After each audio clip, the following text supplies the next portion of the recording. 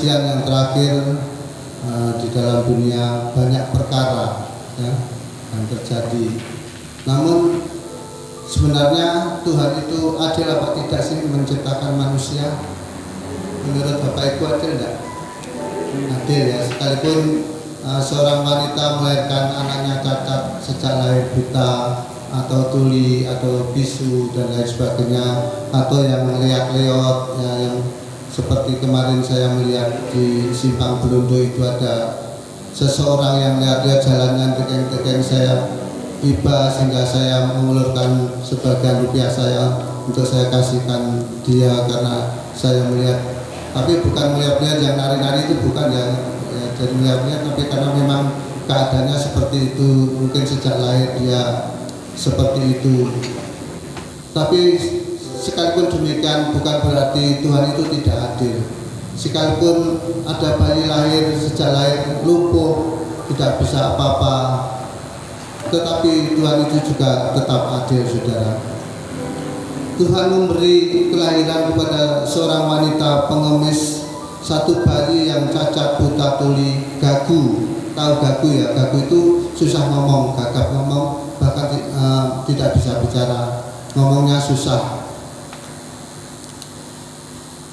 Seumur hidupnya dia seperti itu karena memang diciptakan Tuhan seperti itu. Bebarengan dengan itu Tuhan juga memberi kelahiran kepada seorang ratu atau permaisuri, seorang bayi laki-laki yang sehat, siap mewarisi tahta kerajaan. Jadi di sisi lain ada seorang anak yang dilahirkan begitu menyedihkan, begitu mengenaskan, begitu melasnya, tetapi juga ada seorang ibu yang melahirkan yang anak yang sehat, kuat, sehingga dia digadang-gadang untuk mewarisi suatu kerajaan. Maka manusia pun rame-rame memprotes, menghujat Tuhan sejak dulu-dulu, bertanya, di mana, bagaimana memahami keadilan Tuhan yang katanya maha adil, tapi kenapa demikian bisa terjadi? Anak saya lahir cacat, anak saya tidak sempurna, anak saya lahirnya seperti ini, tidak seperti seorang ibu itu yang melahirkan anak seorang yang sehat, cantik atau bagus, dia bahkan calon pewaris kerajaan. Pertama-tama, standar keadilan Tuhan sangat berbeda, saudara. Standar keadilan Tuhan sangat berbeda dengan standar keadilan manusia. Mungkin bagi manusia sangat menyakitkan, sangat menyedihkan, sangat, yaitu kita tidak rela untuk menghadapinya. Dunia absen dari keadilan yang sejati. Keadilan yang dituntutnya pun hanyalah keadilan semu. Jadi kalau keadilan di dalam dunia itu banyak yang semu, saudara, yang salah dibuat benar, yang benar disalahkan dan lain sebagainya. Lalu bagaimana selanjutnya? Menuntut kesamaan hak dengan lelaki atau LGBT atau yang orang inginnya lahir perempuan tapi ternyata laki-laki, lalu dia sedemikian rupa membuat dirinya menjadi wanita atau waria dan lain sebagainya, melawan norma yang sebenarnya, melawan kodrat ilahi Alkitabiah ya, kodrat Alkitabiah dengan slogan-slogannya dan seterusnya. Semua mengukur berdasarkan ilmu pintar, membanding-bandingkan satu dengan yang lainnya, terbatas dengan waktu-waktu yang lain. Dan sehingga manusia itu tidak ada puasnya dalam menghadapi persoalannya. Sekarang mari kita bertanya sendiri, adakah keadilan ya menurut kita, menurut manusia di antara sesama spesies, varian kehidupan seperti hewan atau binatang? Ayam, burung, jenis burung, mentok, bebek atau itik dan lain sebagainya sama-sama punya sayap, tapi mereka tidak bisa terbang tinggi. Dia iri dengan yang lain. Kenapa saya punya sayap tapi tidak bisa terbang tinggi seperti burung Raja Wali? Lalu yang lain juga bertanya seperti burung prit atau burung gereja. Dan begitu burung gereja merpati yang lembut-lembut akan cemburu dengan burung-burung elang Raja Wali yang perkasa. Dan domba-domba pun akan menggugat karena kok dicipta tanpa perangkat ya, yang geram dan lain sebagainya, apapun yang terhadap memangsa sekelilingnya. Domba demikian juga dia memberontak atau dia protes. Kenapa saya tidak seperti singa? Singa bisa memakan binatang yang lain, tapi saya tidak. Saya hanya memakan rumput. Ya, domba seperti itu. Namun demikian Tuhan menciptakan segala sesuatu itu, ada yang di surga maupun yang di bumi, yang kelihatan dan yang tidak kelihatan. Ya, seperti Roh Kudus itu kita tidak bisa lihat, angin itu juga kita tidak bisa melihatnya, tapi kita bisa merasakan bagaimana kedatangan angin dan bagaimana kehadiran Roh Kudus dalam hidup kita. Kalau kita tidak peka, kita tidak bisa merasakan seperti apa Roh Kudus itu hadir dalam hidup kita. Tetapi kalau kita bisa merasakan, bisa peka, kalau hati kita sejahtera, damai, berarti Roh Kudus ada di dalam hidup kita. Segala sesuatu diciptakan oleh Dia dan untuk Dia. Kita akan baca dari 1 Kolose pasal 1 ayat yang ke-16. Kolose pasal 1 ayat yang ke-16. Karena di dalam Dialah telah diciptakan segala sesuatu yang ada di surga dan yang ada di bumi, yang kelihatan dan yang tidak kelihatan, baik singgasana maupun kerajaan, baik pemerintah maupun penguasa. Segala sesuatu diciptakan oleh Dia dan untuk Dia. Demikian firman Tuhan. Maka kasih keadilan ilahi pun terpancar penuh kemuliaan bahkan dari dalam kaum yang paling hina sekalipun, seperti kasus kaum cacat atau papa dalam tema pokok bahasan kita di atas, bahwa mereka pun adalah aset berbahagia atau bagi kerajaan surga. Untuk kita memberikan kesempatan mereka yang saya katakan tadi, ada yang cacat, yang tidak bisa bicara, buta, bisu, atau lumpuh, jalan susah, bahwa kaum papa mereka cacat sama sekali tidak aib sedikit pun di mata Tuhan. Mereka justru adalah spesies langka manusia yang khusus berperan memperkaya penciptaan Tuhan yang universal, yang harus dinyatakan. Saudara, dalam kekurangan mereka, dalam ketidaksempurnaan mereka, bukan berarti ciptaan Tuhan itu tidak sempurna. Justru karena supaya kemuliaan Tuhan dinyatakan, semua itu boleh terjadi. Kita akan membaca dari Yohanes pasal 9 ayat 1 sampai 3. Injil Yohanes pasal 9 ayat 1 sampai 3. Waktu Yesus sedang lewat, Ia melihat seorang yang buta sejak lahirnya. Murid-muridnya bertanya kepadanya, "Rabi, siapakah yang berbuat dosa? Orang itu sendiri atau orang tuanya sehingga ia dilahirkan buta?" Jawab Yesus, "Bukan dia dan bukan juga orang tuanya, tetapi karena pekerjaan-pekerjaan Allah harus dinyatakan di dalam dia." Amin, saudara.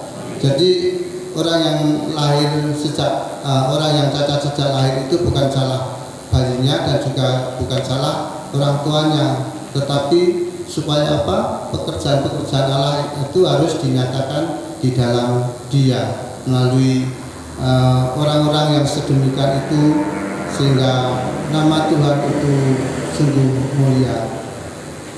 Yang kedua, spesies langka ini justru berperan mulia dalam kesenyapan agar orang-orang disentuh atau ditumbuhkan rasa iba, simpati, belas kasihan, sehingga turut bertanggung jawab menjaga keseimbangan keadilan sosial. Artinya dalam kita menghadapi orang-orang yang seperti itu, ada rasa ibakah kita, ada punya rasa belas kasihankah kita, apa kita punya rasa kasih dengan mereka-mereka yang keadaan seperti itu. Kalau Bapak Ibu melihat anak-anak yang ada di panti asuhan atau orang-orang yang berkebutuhan khusus, mungkin ada yang mengatakan kok seperti itu ya, seperti itu, tapi itulah supaya nama Tuhan dipermuliakan melalui karyanya, dan supaya orang-orang di sekitar itu juga mempunyai belas kasih. Dia mau menerima apa adanya, dia justru mau menyeimbangkan keadilan sosial atau keadilan Tuhan. Melalui proses itu kita bisa mengulurkan tangannya dengan apa yang kita bisa berbuat untuk mereka. Kita menolong mereka. Kalau kita menolong mereka dari hal yang kecil, kita pun menolong Tuhan secara tidak langsung. Nanti kita juga akan baca beberapa ayat. Sehingga kita turut bertanggung jawab menjaga keseimbangan keadilan sosial.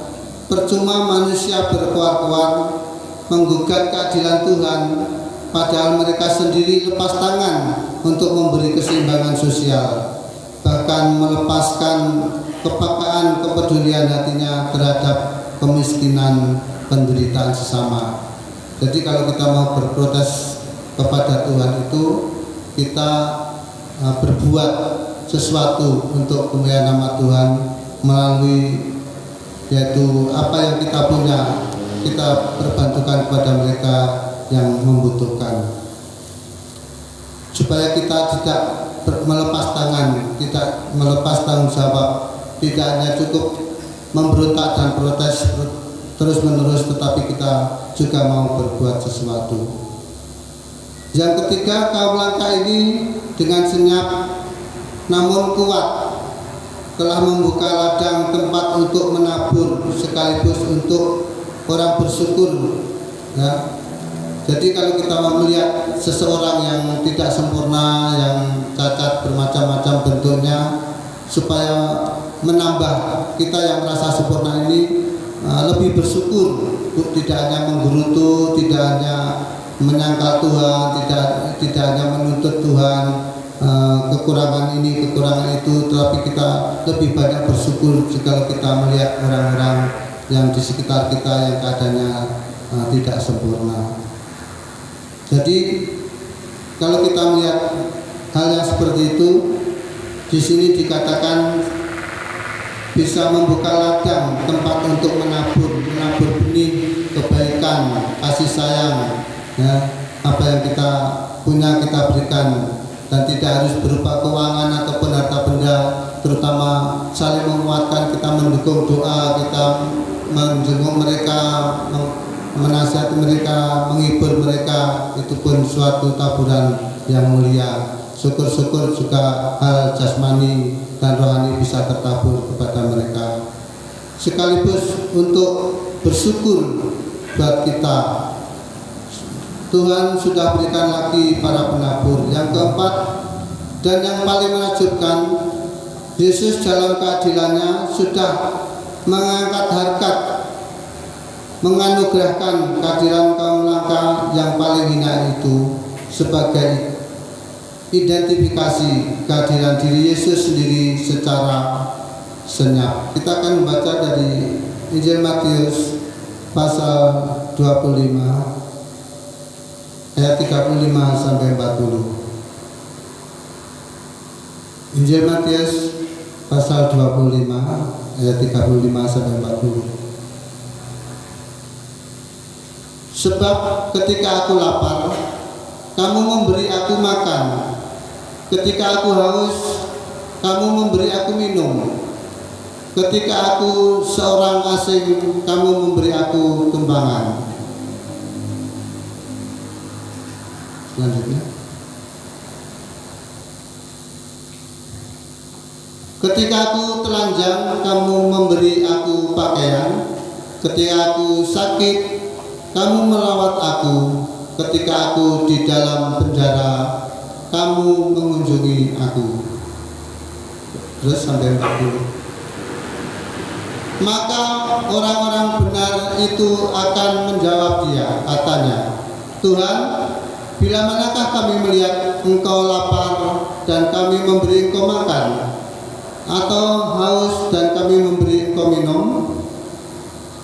Bila manakah kami melihat engkau sebagai orang asing dan kami memberi engkau tumpangan, atau telanjang dan kami memberi engkau pakaian? Bila manakah kami melihat engkau sakit atau dalam penjara dan kami mengunjungi engkau? Yang terakhir 40. Dan raja itu akan menjawab mereka, aku berkata kepadamu, sesungguhnya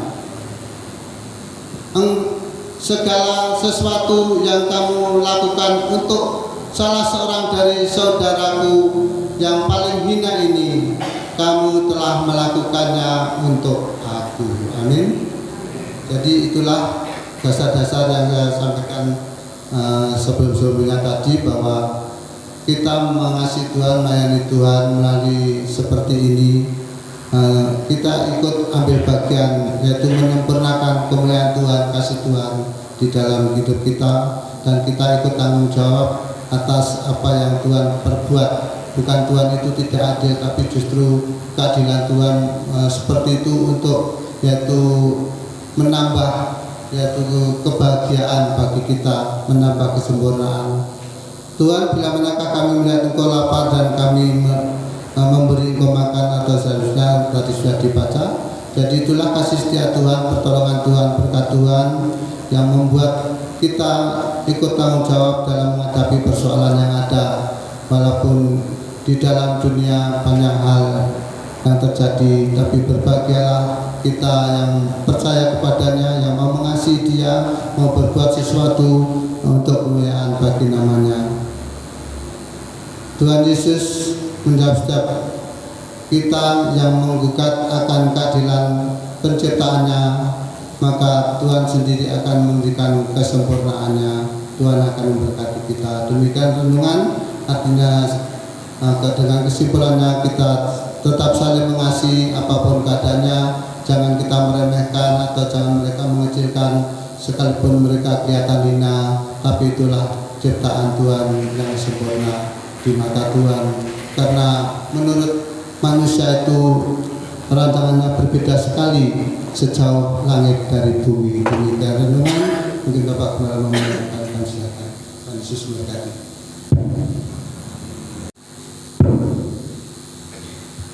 Bapak Ibu diberkati oleh Tuhan melalui firman-Nya pagi hari ini. Amin. Berikan kemuliaan dan berikan sungguh saya diberkati dengan ayat-ayat firman Tuhan yang telah disampaikan oleh hamba-Nya Pak Pendeta Yohanes Kapol. Saya menggarisbawahi dalam Injil Matius 25 dari ayat 35 sampai 37 itu. Saya tidak khotbah ya, tapi saya menyampaikan apa yang saya tangkap tadi. Waktu Pak Yohanes sampaikan firman Tuhan, saya nangkap sesuatu. Ya, dan ini memang luar biasa. Ya. Coba ditampilkan lagi di dalam Injil Matius pasal 25 ayat 35 tadi.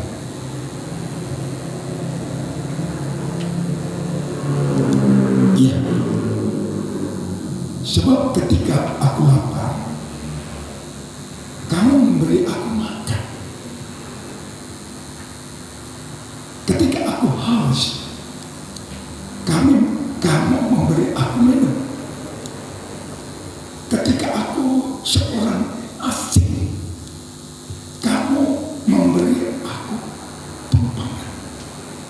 Ayat 36. Terus, ketika aku telanjang, kamu memberi aku pakaian.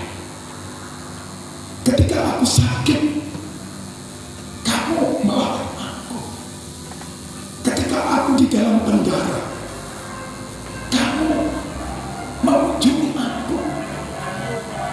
ayat 37 kita baca bersama. 1, 2, 3. Maka orang-orang benar itu akan menjawab, dia katakan, Tuhan, bila manakah kami melihat engkau lapar dan kami memberi engkau makan, atau haus dan kami memberi engkau minum?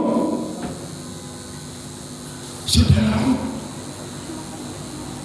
waktu saya mendengar apa yang dibacakan oleh Pak Pendeta Yohanes Kapsul tentang kebenaran, ya, yang disampaikan oleh Tuhan Yesus pada waktu itu, saudara-saudara, ternyata ini dikerjakan oleh, ya, bos jamu Sidomuncul. Beberapa hari yang lalu saya melihat TV, saudara, bagaimana bos jamu Sidomuncul ini, saudara, melayani orang-orang yang sangat susah, pemulung-pemulung, ya, yang ada di Jakarta. Ya, mereka berada pada tempat-tempat yang kumuh. Ya, ini sudah dilakukan oleh bos jamu Sidomuncul ini. Ini kesaksian istrinya, bukan yang berhasil mengumpulkan para pengurus. Ya, dia bikin rumah di sana, mengumpulkan para pengurus, dikasih makan juga. Ya. Mereka diajari oleh bos jamu Sidomuncul ini untuk menabung. Nah, ini untuk menabung. Saudara-saudara yang kasih, sementara firman disampaikan kepada mereka, saudara, ada sebenarnya satu perubahan, ya, hidupnya. Saudara-saudara yang dikasih oleh Tuhan, ini yang dilakukan oleh anak-anak Tuhan, ya, yang mengerti dan menangkap satu kebenaran daripada Allah. Sebab kalau kita, saudara, nangkap dan ngerti kebenaran ini, lalu kita lakukan terhadap orang-orang yang sangat menderita, susah ini, itu sama halnya kita memberi, ya, saudara, kepada Yesus. Ya. Yesus Tuhan memang sudah di surga, dia bersama dengan Bapa di surga, menyediakan tempat bagi saudara dan saya, orang-orang yang mendapatkan satu anugerah keselamatan di dalam Yesus, yang hidupnya selama masih menumpang di bumi ini, ya, hidup di dalam terang Tuhan, hidup di dalam jalan Tuhan, dengan mengasihi Tuhan, mendengar, melakukan, mereka yang berat, sudah untuk mendapatkan tempat yang disediakan oleh Bapa yang sedang dikerjakan oleh Tuhan Yesus hari-hari ini.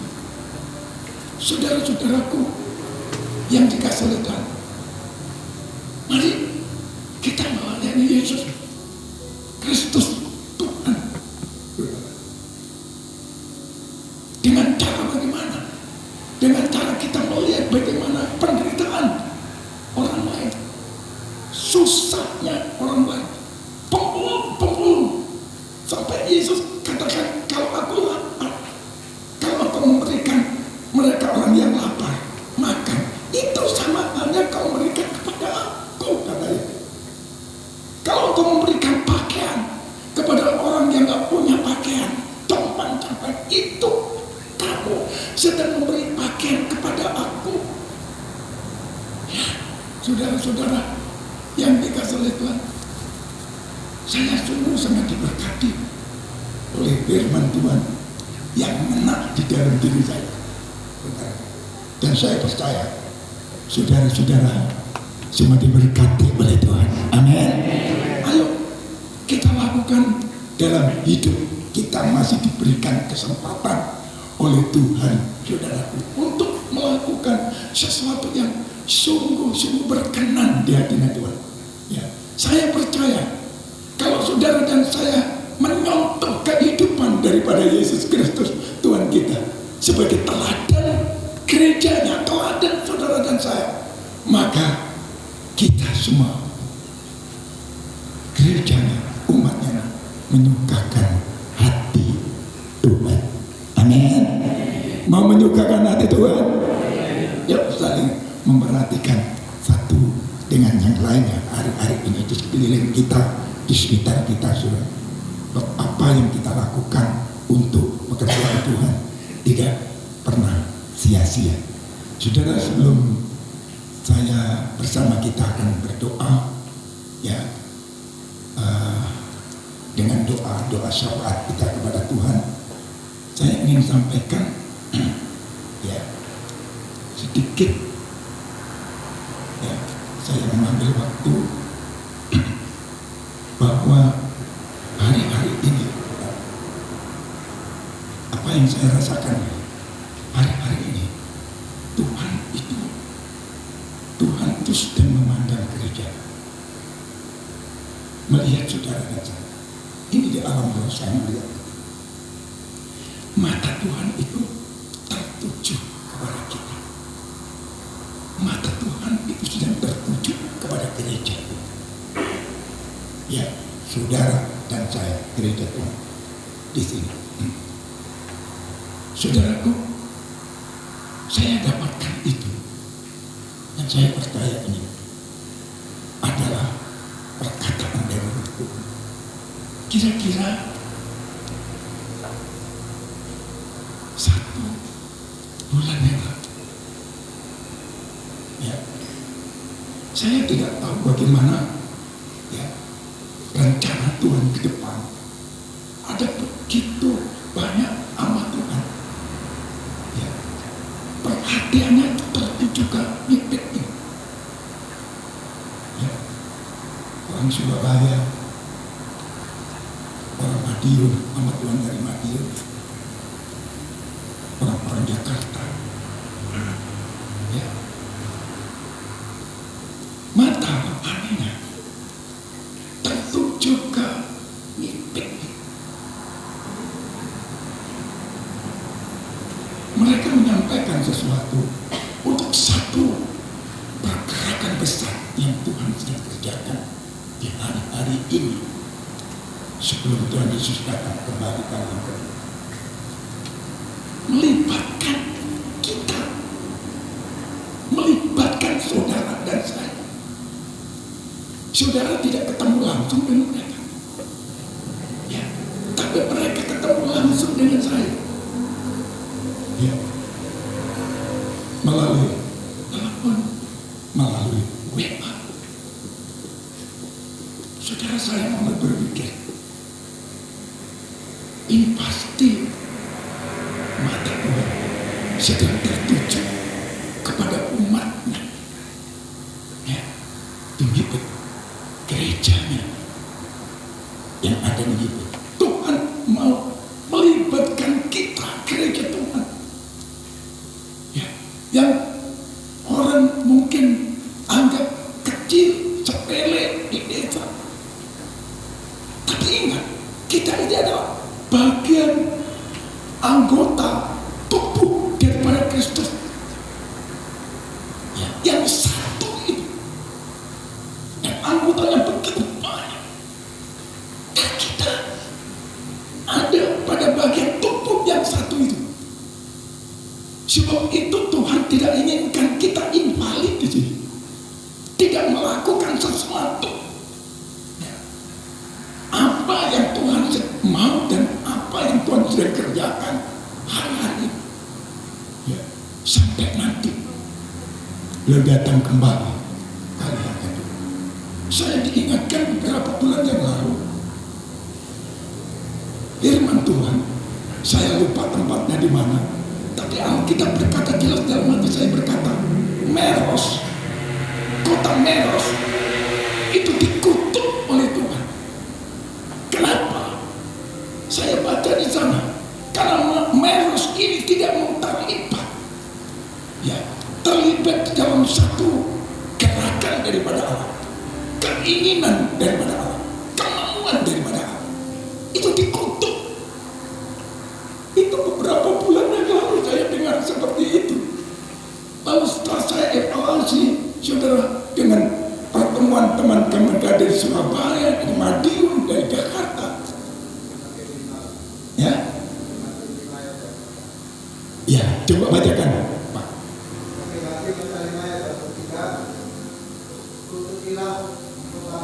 Kutukilah kota Meros, ya, terima kasih. Terus,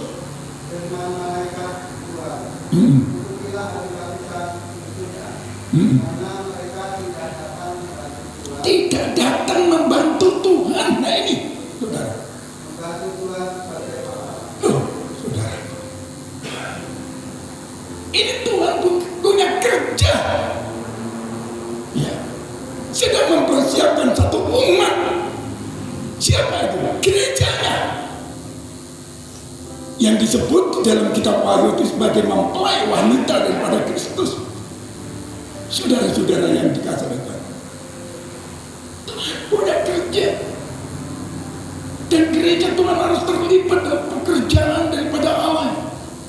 Saudara-saudara yang dikasih oleh Tuhan, haleluya, ini yang saya dapat. Nah, pada waktu teman saya dari Jakarta menyampaikan satu kerinduan untuk mengadakan, yaitu pelayanan lawatan Tuhan di Temanggung. Yang dituju itu Nyepe. Kenapa tidak di kota besar, di kotanya? Tapi Nyepe. Ya, saudaraku yang dikasih oleh Tuhan.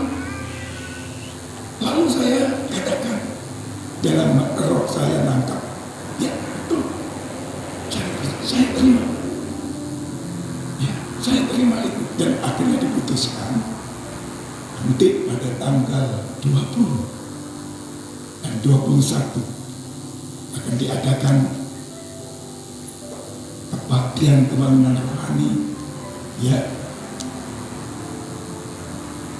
di tempat ini tanggal 20 dan 21 Juni 2026, ya, itu hari Sabtu dan hari Minggu pagi.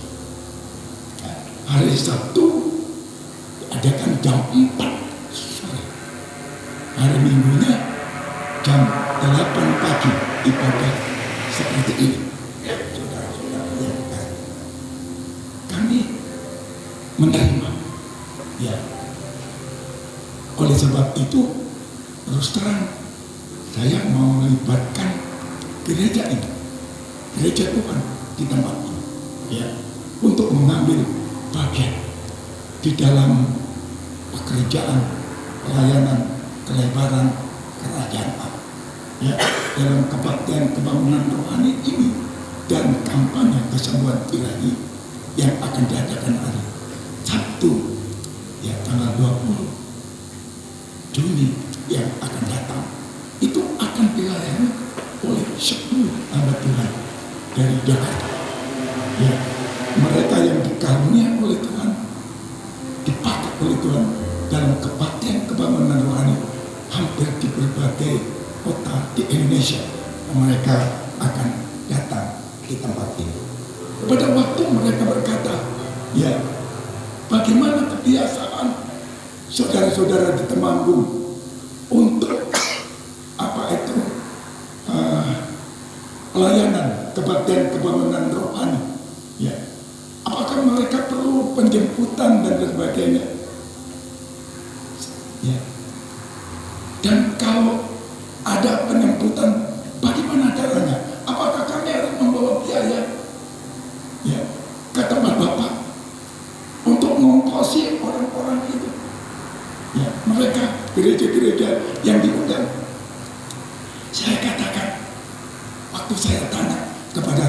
Tidak perlu. Ya. Kalian diutus oleh Tuhan ke tempat kami untuk melayani. Ya.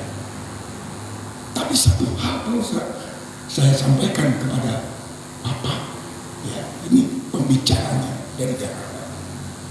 Bapak harus terima apa yang Tuhan mau di sana. Kami tidak pakai cara-cara lama dengan kami membiayai gereja-gereja supaya datang ke tempat kami dalam kebaktian Tuhan berdoa. Tidak perlu. Ya. Dimulai dari orang-orang yang sungguh-sungguh rindu untuk mencari Tuhan. Mereka yang ingin sembuh, mereka yang ingin diberkati, mereka yang ingin keluarganya dipulihkan. Ya, mereka datang. Itu saudara-saudara. Saya akan mengatakan kepada teman-teman, ya, misalnya BKS di Kecamatan Pringsurat, BKS yang ada di Temanggung, gereja-gereja tak kasih tahu. Tapi terus terang kami nggak mau membiayai mereka untuk datang ke tempat ini. Saya berpikir dulu pada waktu aku terima Yesus menjadi Tuhan dan Juru Selamat. Ya, saya tidak perlu dikasih ongkos orang untuk datang ke tempat itu. Ada satu kerinduan, ada satu hati yang ditarik oleh Tuhan datang ke tempat itu, dan kami diberkati oleh Tuhan sampai hari ini. Bukan berarti memberi ongkos jemaat untuk datang. Salah, tidak. Saudaraku yang dikasih Tuhan, tidak. Tapi Tuhan mau, Tuhan inginkan apakah kita sungguh-sungguh, ya, ditarik oleh Yesus, ditarik oleh Tuhan. Itu saudara-saudaraku yang tidak. Jadi kita memiliki satu motivasi yang benar di hadapan Tuhan, motivasi yang murni di hadapan Tuhan, dan itu yang layak menerima berkat dari Tuhan. Sebab itu saya katakan, Pak, kalau ke Ngipik, KKR di Ngipik, siapkan aja, ya, kehidupan Bapak dipakai oleh Tuhan, hadirat Tuhan turun. Bapak tidak perlu ngitung berapa orang yang datang. Sebab Tuhan Yesus tadi pagi sedang mempersiapkan tempat ini, saudara. Diingatkan Tuhan saja datang ke orang yang ada di kuburan. Satu orang didatangi. Ya, ini pembelajaran bagi hamba Tuhan yang mau melayani. Wah, kalau orangnya banyak senang, dia berhasil, sukses, itu kan sukses itu. Ya, saudaraku, sukses itu artinya kita taat dengan apa yang Tuhan katakan. Kita lakukan dan kita menerima, saudaraku. Yaitu dapat melakukan apa yang Tuhan mau. Itu sukses. Saudara, oleh sebab itu nanti dalam KKR tanggal 20, ya, dan ibadah hari Minggu tanggal 8 itu adalah tanggung jawab kita, ya. Dengan 10 orang paling tidak kita akan berikan makan aja buat mereka, ya, untuk mereka bisa selama 2 kali berturut-turut dalam 2 hari itu untuk melayani Tuhan di tempat ini, ya. Kita tidak perlu lagi pakai seperti dulu, ya, mengongkosi orang gereja-gereja untuk datang, tidak perlu, saudara. Tetapi kita harus berdoa hari-hari ini mempersiapkan. Kita masih ada waktu beberapa hari untuk kita berdoa. Ya, kami sudah serukan juga kepada jemaat yang ada di tempat Tambak Rejo. Kalau kalian mau puasa untuk lawatan Tuhan, ya, agar terjadi lawatan Tuhan dalam kebaktian kebangunan Tuhan ini.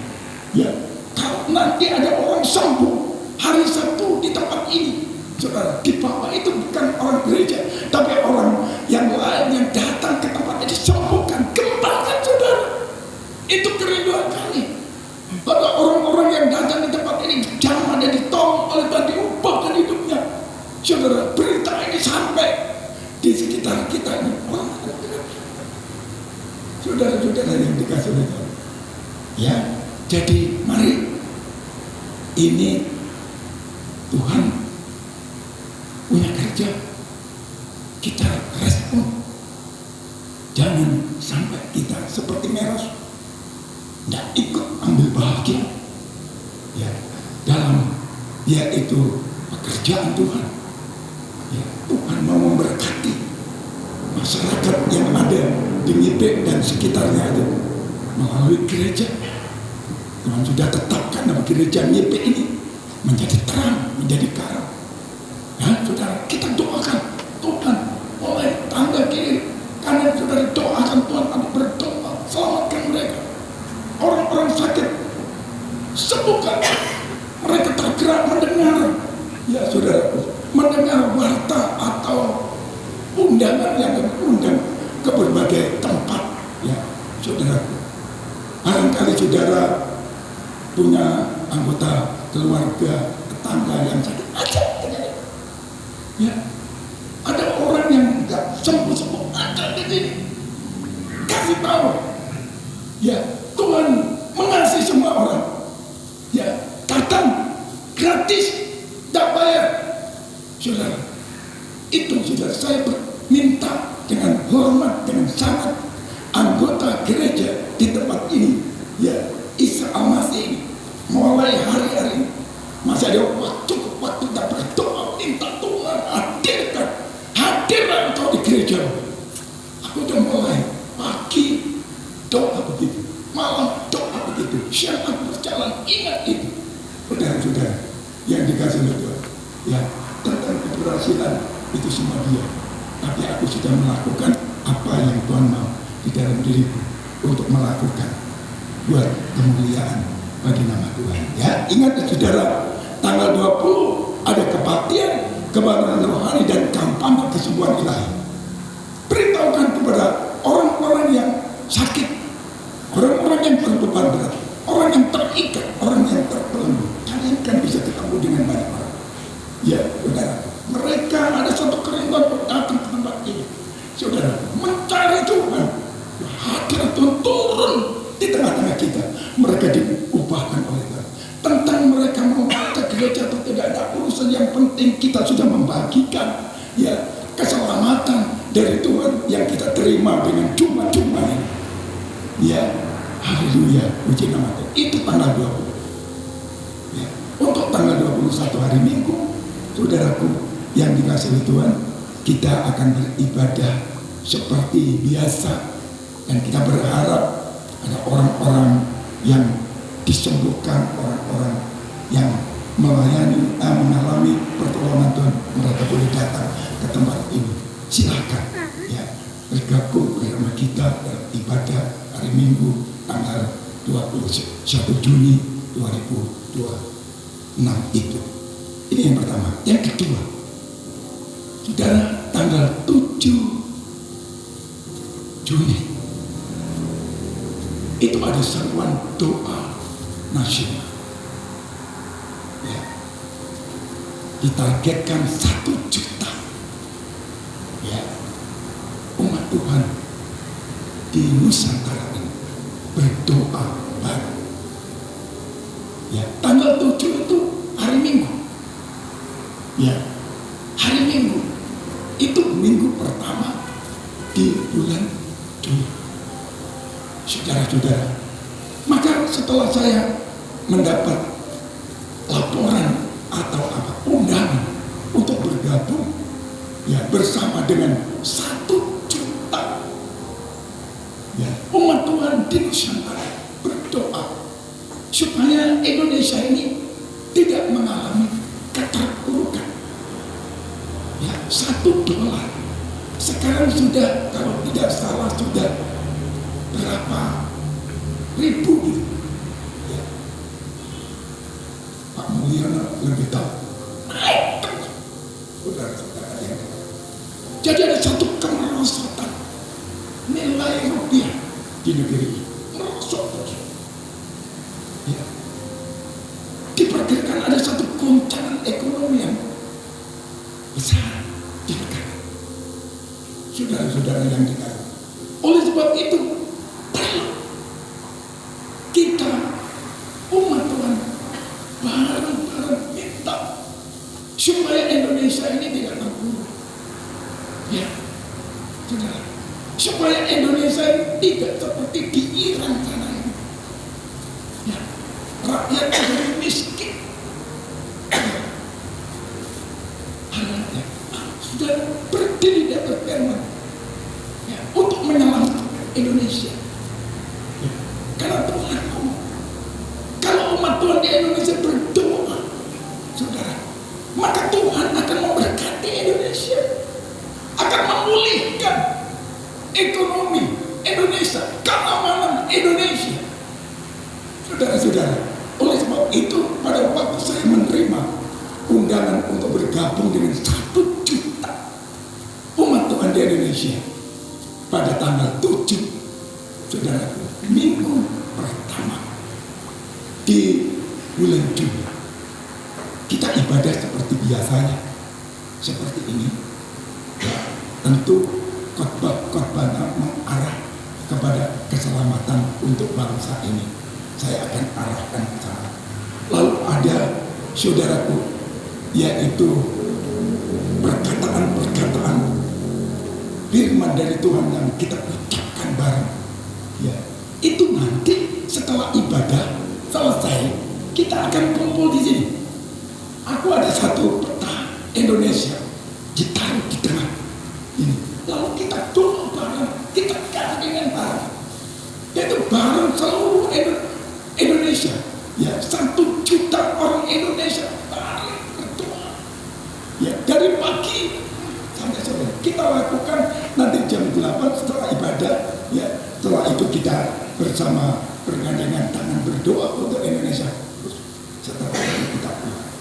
Ya, Pak Inan bisa juga lakukan sore harinya. Ya Pak, ya, lakukan seperti itu. Tambah hijau nanti sore saya akan beritahu bagaimana cara kita akan bergabung bersama dengan seluruh umat Tuhan di Indonesia untuk mendoakan bangsa ini supaya tidak mengalami keterpurukan. Ya, supaya terjadi satu pemulihan dan berkat dari Tuhan dicurahkan untuk Indonesia, karena ada orang-orang yang cinta Indonesia, ya, dan cinta Tuhan di bangsa ini. Siapa? Saudara dan aku, teman-teman kita. Ya, jadi tanggal 7 hari Minggu kita ibadah seperti biasa. Setelah itu selesai, saya akan persingkat saja, ya, pada hari itu mungkin sampai jam 9.30 kita sudah selesai, dan kita nanti 1/4 jam atau 20 menit kita kumpul bareng, kita akan doa untuk Indonesia. Ya, haleluya, puji nama Tuhan. Mari kita terlibat sebagai umat pilihan Allah, anak Allah yang ditempatkan di bumi Indonesia, ya, untuk memberkati bangsa ini, untuk memberkati negeri ini. Ya, itu yang saya sampaikan kepada saudara. Ya, jangan lupakan. Terus saya imbau, mohon maaf kalau saya ini dianggap cerewet. Hampir setiap pagi saya WA saudara. Ya, tidak ada jemaah di sini, di mana Ambarawa dan apa itu kelompok-kelompok yang lain, BKS, Ekumene, sebut saya kasih tahu. Ayo kita sepakat bareng doa. Orang benar itu besar kuasanya. Kita kan orang yang benar, yang sudah dibenarkan oleh karena iman kita kepada Yesus. Doa itu gede, penuh kuasa. Yang percaya katakan amin.